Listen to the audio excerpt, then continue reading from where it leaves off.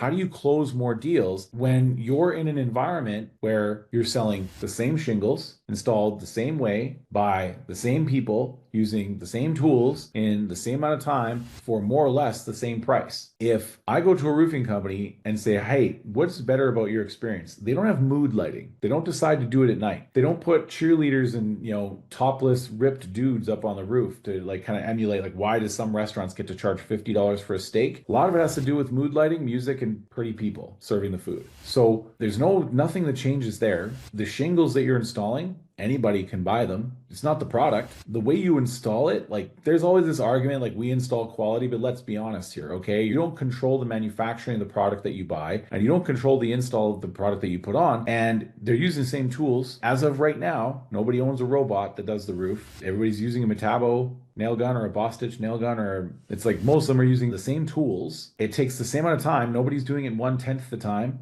Nobody's doing it taking 10 times as long and justifying it. Nobody can charge 10 times the price for an asphalt shingle roof and get away with it for very long. And nobody can get it done for 1/10 the price. Like, there is no Louis Vuitton and Walmart of GAF shingles. Like, yeah, you can buy a metal roof, but then same thing. Anybody can buy the metal. Same people are installing it using the same tools and more or less the same amount of time for more or less the same price. So how do you possibly expect to close more deals when you're selling the same? The only thing you have is a better sales experience. That's it. And if that's the only thing you have that is truly differentiating you is your better sales experience, there's the company story too, but you can't control the company story because you didn't create it if you're in sales. So the only thing you have working in your favor is a better sales experience. Therefore, everything should be about how do you optimize the customer experience, every amount of your effort. And one of those things that still works today and will probably work for the foreseeable future is learning how to sell like a doctor. Because the only other sales experience that matters is speed. People buying it online. And if they can buy it online, it's proof that we don't need salespeople, and that's not good for salespeople. So I'm here advocating for salespeople, but I'm also holding your feet to the fire because the strongest steel is cast in the hottest fire. And it means that you have to prove that sales is necessary. If sales is required to sell a roof, then you should be the best salesperson in the market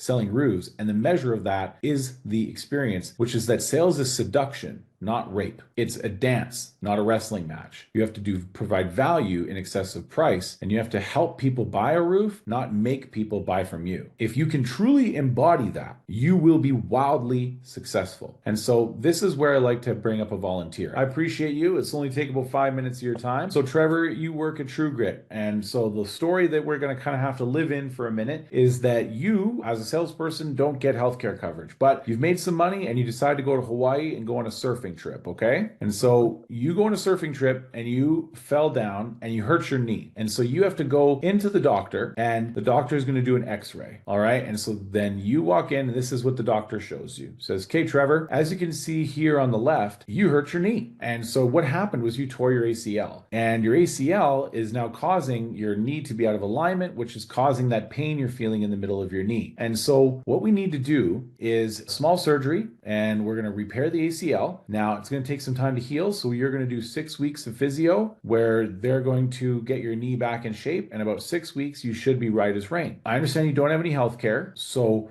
I have to let you know that the price is $10,000. Now, I also have to tell you that you do have a right to get a second opinion. I just want to know, would you like to book in for the surgery, or do you think you need to think about it, get a second opinion? Probably get a second opinion. Right. Most people do decide that. Well, hey, we'll follow up with you in a couple of days. And so you go to your next doctor and he says, okay, Trevor, as you can see here, you tore your ACL, and that's why your knee hurts, is because what happened is that when that tore, you have this pinching, and that's the pain that you're feeling and the pressure that you have because this is grinding on the knee. And so what we need to do is we need to make 2 small incision points, and we're going to pull the ACL back down and reattach it. That's not going to heal perfectly. And so it'll be a simple 1-day surgery, but then you're going to have to do 6 weeks of physio because we have to gradually strengthen that up again. Our support team here in the office is going to call the local physio place near where you live. They're going to book you in for physio twice a week. And that's where you're going to just gradually re-strengthen this knee. In about 6 weeks, if you follow your program, you should be able to be right back surfing, doing doing whatever you want. Now, I understand you don't have healthcare, so I have to let you know the price for this surgery is $12,000. And I know that I'm your second opinion. So do you think you'd like to book in for the surgery, or do you think you want to go back to your other doctor?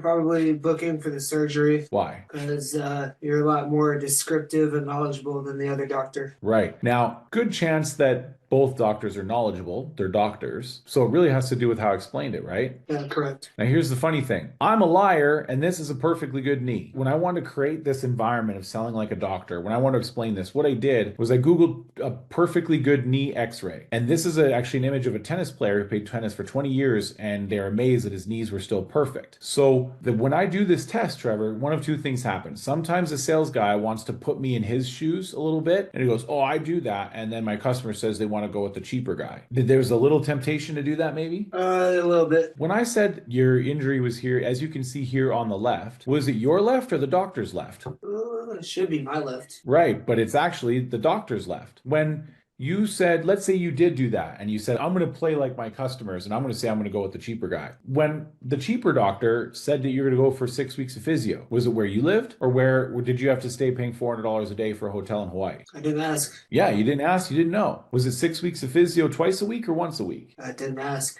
You didn't ask, you didn't know. And so this only stands as a way to prove that the sales experience matters. Because if you had the $12,000, yeah, you probably would go with this doctor because you actually know what's going to happen. And he answered all the questions. So that same thing comes into how we sell roofs. So annotated photos are what tell a story about the roof. You know what this is, your production manager knows what this is, but homeowners don't know what this is. And the goal that you should have when you go into a sales experience is when you're taking your pictures of CompanyCam, I want you to think about this one thing. When you're taking pictures, you want to make a customer say out loud, I never would have thought of that. Because when they do, what you just did was you made it so they took their hat off and they abdicated their power to you. You are now helping them buy a roof. You are not making them buy a roof. You are now seducing them, not the other thing. You are dancing with them. You're not wrestling with them. The goal of your CompanyCam photo taking activity is to get them to say, I never would have thought of that. And if we know that the only thing that separates you from everybody else is a sales experience, then you should want as many opportunities to do that and to be as effective as possible. And annotations are the most effective way to make sure that even if a knee is perfect, you could tell somebody that it's broken if you put some circles and lines on it.